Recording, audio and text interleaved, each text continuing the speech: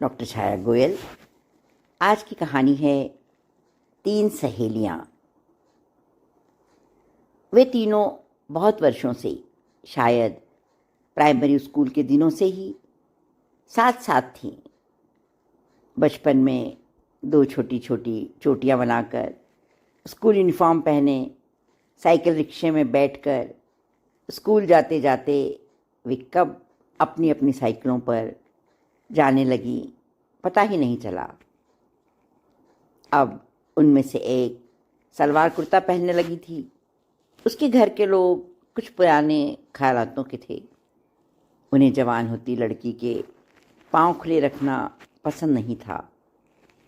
उनका स्कूल एक छोटे शहर का सरकारी स्कूल था, जहाँ अधिकतर लड़कियाँ निम्न या निम्न मध्यम वर्ग से आती थीं।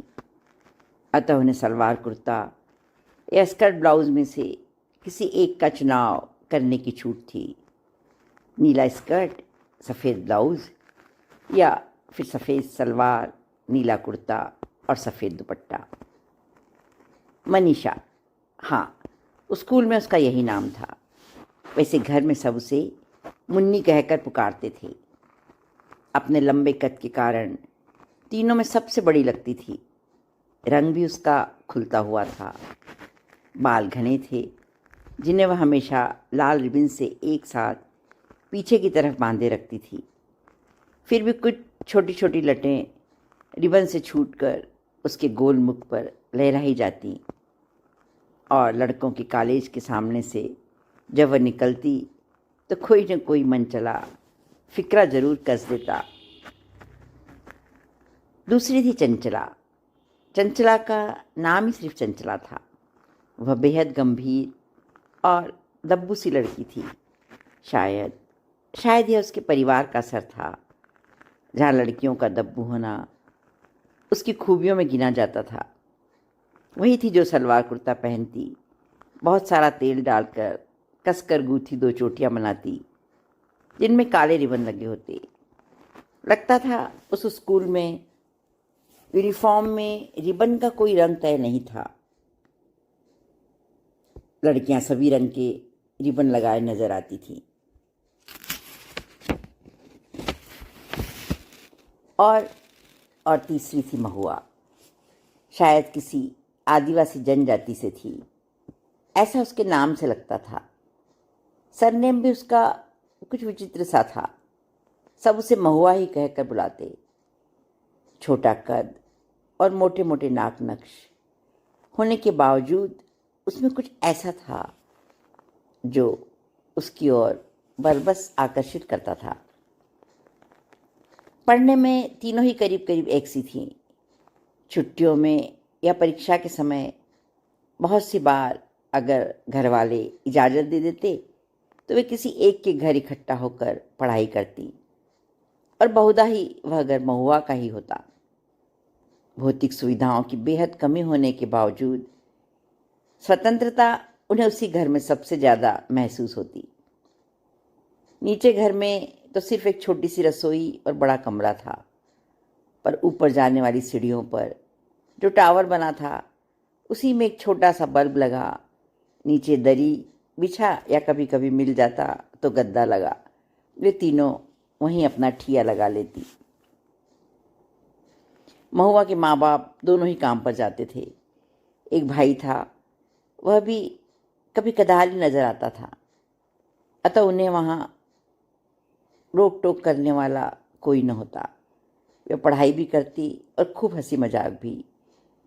चंचला भी कभी कभी जोर से हंस पड़ती और एकाएक चुप हो जाती, जैसे उसे माँ का कहा वाक्य याद आ जाता कि जोर जोर से हंसना अच्छे घर की लड़कियों के लक्षण नहीं है। सबसे ज़्यादा मनीषा ही बोलती। सबसे ज़्यादा बात करने के विषय भी उसी के पास होते। वह बताती कि कैसे जब महुआ और चंचला अपने अपने घर की ओर मुड़ जाती हैं तो वह हीरो जैसा लगने वाला लड़का, जो तब तक साइकिल के पीछे पीछे धीरे धीरे अपना स्कूटर चला रहा होता, एकदम स्कूटर तेज कर उसकी साइकिल के आगे ले आता, और उसके साइकिल से उतरते ही कभी खत, कभी फूल या कोई कार्ड पकड़ा कर भाग जाता था। फिर वे तीनों मिलकर उस खत या कार्ड को पढ़ती, मुंह दबा दबा कर हंसती और फिर फाड़ कर फेंक देती। उनके व्यवहार से समझ नहीं आता था बाकी दोनों इस संदर्भ में मनीषा को लेकर क्या सोचती थी। स्कूल पास करते ही मनीषा के घर उसकी शादी की बात चलने लगी थी। कहीं दूर की रिश्तेदारी से उसके लिए रिश्ता आ गया था। लड़का अच्छा कमाता था, अतः तुरंत फुरत उसकी शादी हो गई। मनीषा ने सिर्फ फोटो भर देखी थी और उसे वह उसी स्कूटर वाले की तरह लगा था। उसने कोई विरोध नहीं किया। उसे वैसे ही सजने संवरने का बहुत शौक था और 17-18 की उम्र हो जाने के बाद भी उसे शादी का मतलब सजने संवरने से अधिक कुछ नहीं लगता था। उदासी उन्हें बस इसी बात की थी कि वे तीनों इतने सालों से साथ साथ थी और अब बिछड़ जाएंगी। गर्मी की छुट्टियों में ही शादी थी और फिर उसे कुछ दिनों गांव में अपने ससुराल में रहना था। उसके बाद उसका पति उसे शहर में ले जाने वाला था जहाँ पर उसकी पोस्टिंग थी। मनीषा रोकर और अपनी सहेलियों को रुलाकर विदा हो गई थी। चिट्ठी लिखने का वादा भी लिया दिया गया था। महुआ और चंचला दोनों ने ही सरकारी कॉलेज में दाखिला ले लिया था। शुरू शुरू में तो मनीषा की चिट्ठियाँ आती, वह मज़ेदार बातें लिखती। गांव में बिजली नहीं थी तो सोना भी सर ढककर पड़ता है। सास अभी पति के साथ नहीं जाने देना चाहती। कहती है शुरू शुरू में ही अकेला छोड़ देने से बहुएं बिगड़ जाती हैं। मोहन, हाँ यही नाम था उसके पति का, वह तो उसे ले जाना चाहता है पर माँ के आगे उस घर में किसी की नहीं चलती। धीरे धीरे चिट्ठियों का सिलसिला कम होता गया। ये दोनों भी कॉलेज के आखिरी साल में थी। डिवीज़न बनाने के लिए जमकर पढ़ाई में लगी थी। चंचला तो ग्रेजुएशन के बाद नौकरी करना चाहती थी। अब उसके माता पिता भी तैयार थे। साधारण रूप रंग के रहते उसका रिश्ता करने में जो कठिनाई आती वह शायद नौकरी करने से कुछ कम हो जाएगी, ऐसा उनका सोचना था। महुआ के घर वालों को ऐसी कोई चिंता नहीं थी। उसने पीएससी में बैठने का मन बना लिया था और उसके लिए वह आसान भी था।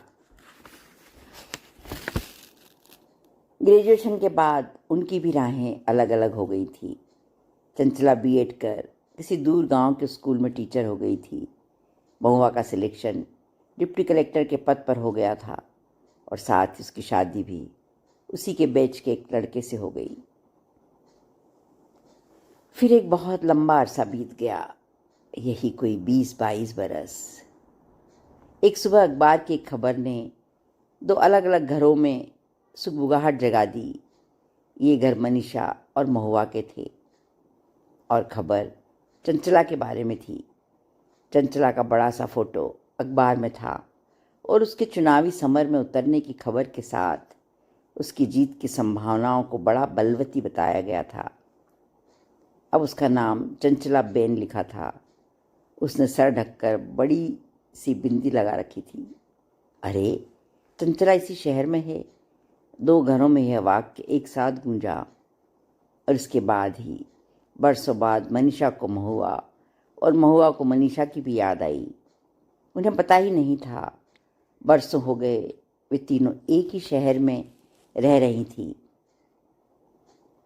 मनीषा के मुंह से यह सुनकर कि चंचला उसकी सहेली है, पहली बार मोहन ने उसे कुछ आदर भरी नज़रों से देखा। पता नहीं क्या हुआ, उसकी उस नज़र से बरसों बाद मनीषा को वहाँ स्कूल के सामने खड़े कॉलेज के लड़कों की नज़रें याद हो आईं, जो उसके कारण कभी कभी चंचला पर भी पड़ जाती थी।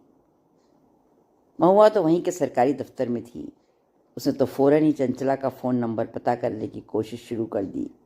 उसे एकाएक ही बड़ी शिद्दत से मनीषा की भी याद आने लगी थी। कहाँ होगी वह? जब महुआ का फ़ोन चंचला के पास पहुंचा, तब तक मनीषा के पति ने भी चंचला का फ़ोन नंबर ढूंढ ही लिया था। बरसों बाद तीनों एक बार फिर मिल गई। इस बार भी घर महुआ का ही था, क्योंकि वह उस फ्लैट में अकेले रहती थी। मनीषा के घर 3 बच्चे, पति, बूढ़ी सास और विधवा ननद थी। चंचला के घर हर समय मिलने वालों का जमावड़ा लगा रहता था। कहाँ बैठेंगे? महुआ ने पूछा। दरी बिछाकर और उस पर गद्दा डालकर। सालों हो गए इस तरह बैठे हुए, चंचला ने कहा। पैसे और पावर ने चंचला में बहुत बदलाव ला दिया था। रंग भी कुछ खिल गया था, बदन भर गया था। चंदेरी साड़ी को उसने बहुत सलीके से पहन रखा था। बाल करीने से छोटे से जूड़े की शक्ल में पीछे बंधे हुए थे। सफ़ेदी सही, पर कुछ लटें माथे पर बिखरी थी। महुआ बादामी सलवार कुर्ते पर काली शाल ओढ़े थी। उसने बाल कटवा लिए थे। कामकाजी महिलाओं की तरह चुस्ती फुर्ती थी उसमें, और चेहरे का आकर्षण आज भी बरकरार था। मनीषा बेहद बदल गई थी। थुल मोटा बदन, पेट बाहर निकला हुआ, जिस पर साड़ी टिकी नहीं रही थी, काले सफ़ेद बाल। हाँ, गले में मोटा सा मंगलसूत्र जरूर था, जो उन दोनों सहेलियों के गले में नज़र नहीं आ रहा था। क्या लोगी? महुआ ने पूछा। मेरा तो व्रत है, करवा चौथ का, पानी भी नहीं ले सकती। जमाई सी लेती, मनीषा ने कहा। तो मुझे तो फिर वाइन शाइन पिला यार। चंचला के मुंह से सुनकर मनीषा का मुंह फटा का फटा ही रह गया। तू तू तू वाइन? ये तो शराब होती है ना, तू शराब पिएगी? क्यों क्यों तेरा पति नहीं पीता? चंचला मुस्कुराते हुए बोली। हाँ पीता है, पर वो तो आदमी है। हाँ हाँ, तो मेरा तो आदमी भी मैं ही हूँ ना, नहीं? और चंचला जोर से हंस पड़ी। महुआ वाइन की बोतल उठा लाई थी। 2 गिलासों में वाइन डाल, थोड़ा थोड़ा सा नमकीन प्लेट में डाल, वो गद्दे पर पसर गई थी। ए मनीषा, इसकी खुशबू से तेरा व्रत नहीं टूटेगा ना, वरना सारा पाप हमारे सर चढ़ जाएगा। उन्हें विसुरती सी मनीषा को छेड़ने में मज़ा आ रहा था। मनीषा को याद आया, शुरू में बहुत भूख लगने पर वह चुपचाप सास एवं पति से छुपकर कुछ खा लेती थी। उसके व्रत करने को इतना ग्लैमराइज किया जाता था कि न चाहते हुए भी वह उसे निभाती जा रही थी। यहाँ तो आज कोई नहीं था, वह भी थोड़ी सी चख ले, पर नहीं। उसने अपने मंगलसूत्र को धीरे से हाथ लगाया।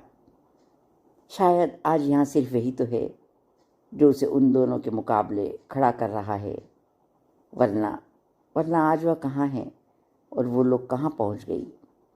छी, ये कैसे ख्याल आ रहे हैं मन में? मनीषा ने खुद को ही मन ही मन धिक्कारा।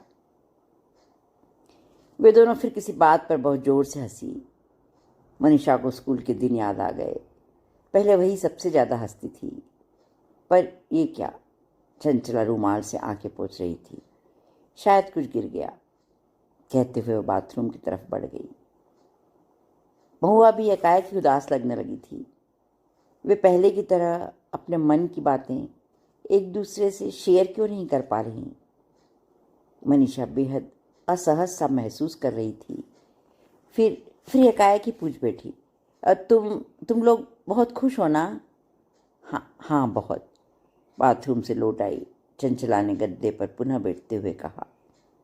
आह, ये मेरे घुटने भी बहुत दर्द करने लगे हैं। ज़मीन पर बैठने की आदत ही छूट गई है। क्या तेरे भी? मनीषा और महुआ ने एक साथ कहा, और अपने अपने घुटनों पर उनका अनायास ही हाथ आ गया। तीनों के ही घुटनों में दर्द रहता था, जो ज़मीन पर बैठने से शायद बढ़ गया था। चलो, हम में कुछ तो अब भी साझा बचा है, चाहे वह घुटनों का दर्द ही हो, महुआ ने कहा, और एक बार तीनों हंस पड़ी। मैडम, खाना लग गया है। महुआ की बाई ने डाइनिंग टेबल पर खाना लगा दिया था। अरे तेरे तो बड़े ठाठ है महुआ, मनीषा ने अब मुंह खोला। पर तू यहाँ अकेली ही रहती है, शादी नहीं की? हाँ की तो थी, पर रास नहीं आई। क्या मतलब? मेरा तलाक हो गया है। और बच्चे? एक बेटा है, नानी के पास रहता है। मुझे बहुत टूर पर जाना होता है। अब तो खैर बड़ा हो गया है, पर कभी माँ के पास रहा ही नहीं, अतः उसे यहाँ अच्छा नहीं लगता। हमारी जीवन शैली भी अकेले रहते रहते कुछ ऐसी हो जाती है शायद जिसमें किसी को भी एडजस्ट करना, भले ही वह अपना बेटा ही क्यों न हो, मुश्किल ही होता है। मनीषा को सारी बातें अजीब लग रही थी। उसके तीनों बच्चे कॉलेज में आ गए थे, पर उसी के आसपास घूमते रहते थे, मम्मा मम्मा करते। वह उनसे अलग कुछ सोच ही नहीं सकती थी। शायद उसकी अपनी कोई जीवन शैली थी ही नहीं, कभी बनी ही नहीं। चंचला जो 4 ग्लास वाइन पीने के बाद बिल्कुल चुपचाप हो गई थी। क्यों? और मुड़ते हुए दोनों ने एक साथ पूछा, और चंचला, तू भी अकेली रहती है? नहीं, मैं तो भीड़ के साथ रहती हूँ। मतलब बहुत बड़ा परिवार है तेरा? हाँ, बहुत बड़ा। जिसका कोई नहीं होता उसके सभी होते हैं। मतलब तुम्हें पता ही है, बीएड करके मैं गांव में टीचर बन गई थी। वहाँ पर एक नेता और समाज सेवी मिस्टर अदान मुझे मिले। 28 साल की हो गई थी मैं। कभी कमज़ोर क्षणों में मैंने उन्हें अपने आप को सौंप दिया। फिर वही मेरे गॉडफादर बन गए। उनका अपना भरा पूरा परिवार था। वही मुझे राजनीति में लाए। बाहर वालों के सामने बेटी बेटी पुकारते और सारे ही रिश्ते नातों से विश्वास उठ गया। फिर सोचा जीना ही है तो क्यों न जो मिल रहा है उसी का आनंद उठाया जाए। किसी ने क्या खूब कहा है, कभी किसी को मुकद्दस जहां नहीं मिलता, कभी जमीन तो कभी आसमां नहीं मिलता। वाइन चंचला पर अपना असर दिखाने लगी थी। और तेरा तलाक क्यों हुआ महुआ? सबसे ज़्यादा प्रश्न मनीषा के पास ही थे।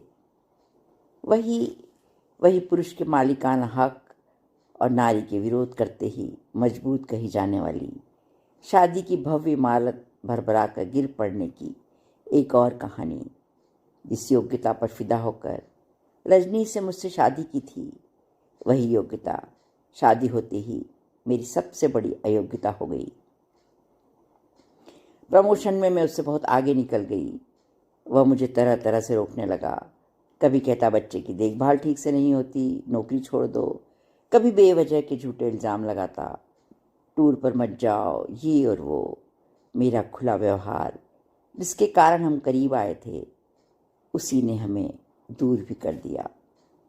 अब उसे खुलापन मंजूर नहीं था, मुझे बंधन मंजूर नहीं थे, और इसका एक ही हल समझ में आया। हमने अपनी राहें जुदा कर ली। अब तो खुश है। मनीषा को लग रहा था आज वह किसी अलग दुनिया में आ गई है। उसने फिर मंगलसूत्र को मुट्ठी में जकड़ लिया। उसे तो खूब अच्छे से पता है मोहन के उसकी दूर की एक चचेरी बहन से नाजायज रिश्ते हैं, पर सब जानने के बावजूद उसे तो कभी मोहन को छोड़ने का ख्याल भी दिल में नहीं आया। वह उसे भी उसका अधिकारी मानने लगी थी। खुशी क्या होती है मनीषा? महुआ जैसे अपनी ही रो में बह जा रही थी। खुशी तो संपूर्णता से मिलती है। आधी अधूरी जिंदगियां भी किसी को खुशी देंगी। तू खुश है? बता। तेरे पास पति है, बच्चे हैं, पर तू खुद नहीं है। तेरा अपना अस्तित्व न जाने कहाँ खो गया है। तू माँ है, बहन है, बीवी है, बहू है, पर नहीं है तो बस मनीषा, वो मनीषा जो सबसे तेज साइकिल चलाती थी। साइकिल से बाल, मनीषा, तीनों एक साथ हवा में उड़ते थे। मुझे आज भी याद है वो मनीषा जिस पर मुझे कभी कभी रश्क हो आता था। चंचला के पास नाम है, उसके बड़े बड़े फोटो अखबार में छपते हैं। चंचला बेन के जय जयकार के नारे लगते हैं। वह बस चंचला बेन है। उसने बच्चों को जन्म नहीं दिया, उसने सिर्फ बच्चे गिराए हैं जिनकी याद में आज भी कभी कभी और रात भर तक ये गीले करती होगी। उसके पास नाम है, प्रतिष्ठा है, पर परिवार नहीं। इतनी भीड़ भाड़ है आसपास, पर कोई अपना नहीं। और मैं महुआ आज एक बहुत बड़े पद पर हूँ। नौकर चाकर, कार, घर, सलाम करने वालों की कतार। पर मैं भी न जाने क्यों अपने आप को अधूरा अधूरा सा महसूस करती हूँ। क्यों है ऐसा मनीषा? क्यों बता सकती है तू चंचला? चंचला पर से वाइन का नशा उतर गया था। वह एकाएक ही उठकर खड़ी हो गई। अब मुझे चलना होगा। उसे याद आया, आज मिस्टर अदान के पोते की शादी है। उसे वहाँ पर पहुँचना होगा। और इसी के साथ उसे याद आ गया, जब यह पैदा हुआ तभी उसने अपना पहला एबॉर्शन करवाया था। एक गहरी टीस से अंदर कहीं से उठी। लगा, ठीक ही कह रही है महुआ, हम सब आधे अधूरे से हैं। पूरे तो होते हैं मिस्टर अदान जैसे लोग। उनके पास नाम, पद, प्रतिष्ठा, परिवार सभी है। लगता है भगवान यहाँ जरूर पक्षपात करता है। पुरुषों की किस्मत अलग अलग लिखता है और महिलाओं की 3-3 के जोड़े बनाकर। तभी तो उन्हें पद, प्रतिष्ठा, परिवार सब साथ साथ नहीं मिलते। किसी के हिस्से में कुछ आ जाता है तो किसी के हिस्से में कुछ। कभी जमीन मिलती है तो कभी आसमां। दोनों साथ साथ कभी नहीं मिलते। धन्यवाद।